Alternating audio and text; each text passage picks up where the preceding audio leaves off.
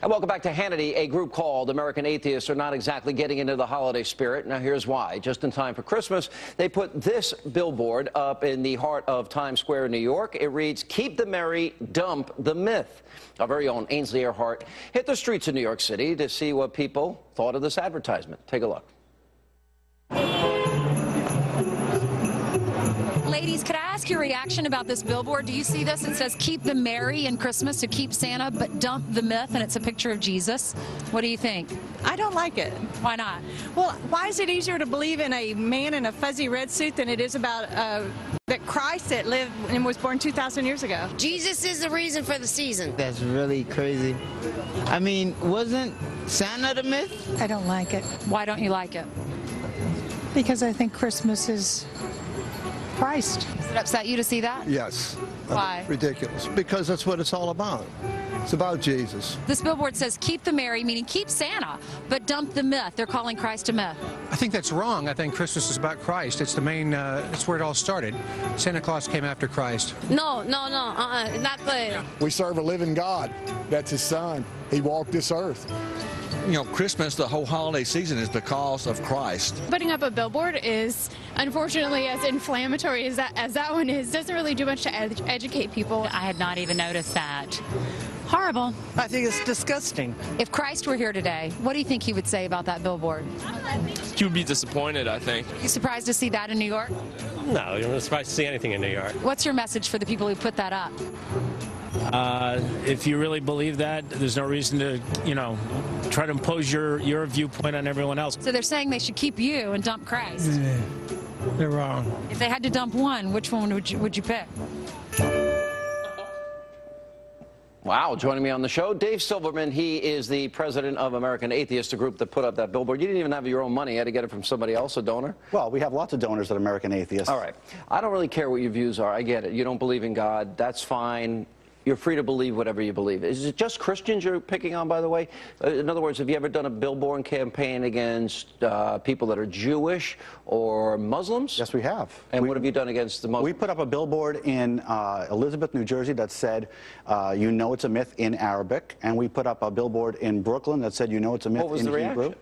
Actually, the Islamic billboard, the Islamic people were actually all about, well, this is a free country and you can say what you want, and some people agreed and some people disagreed. Well, look at the reaction to the Danish cartoons, or look at the reaction to this YouTube video for Salman Rushdie and the Satanic Verses. There's been some very... But you know what that is? That's actually a form of terrorism. That's actually a form of them getting us to obey their religious beliefs without imposing the rule of law on it. They scare us into obeying their religious beliefs. It's against their religion that we're not care what you believe. I get it. You're an atheist. I'm not going to sit here and convince you. You believe nothing can come out of nothing, which is what I believe atheists in the end have to believe. But that's not the argument. You want to insult people.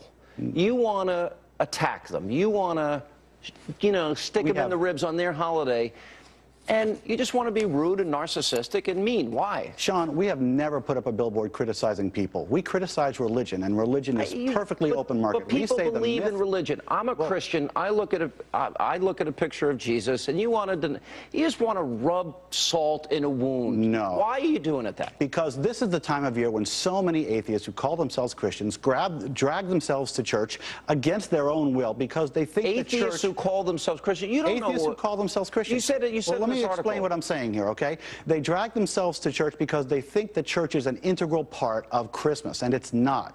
We're saying for those people, you can keep the merry, you can have a party. You don't have to go to a church in which you don't believe. You don't have to pray to a God in which you don't believe, and you don't have to donate money. Nobody's forcing you to go to a Christian church, a Catholic church, a synagogue, or a mosque. I disagree. Wait a minute. If they're allowing people to force them to go, that's their problem. Well, and we're telling them not to. That's exactly the point of the billboard.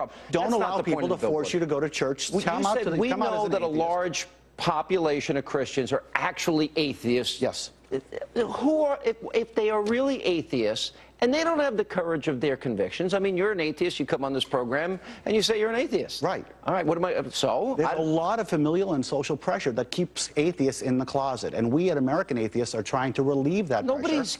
You are too full of yourself to believe that people care.